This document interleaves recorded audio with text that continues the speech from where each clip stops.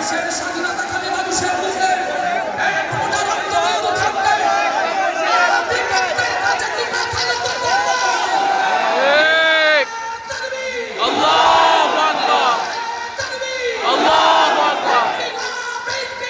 জিন্দাবাদ জিন্দাবাদ জিন্দাবাদ জিন্দাবাদ আল্লাহু আকবার।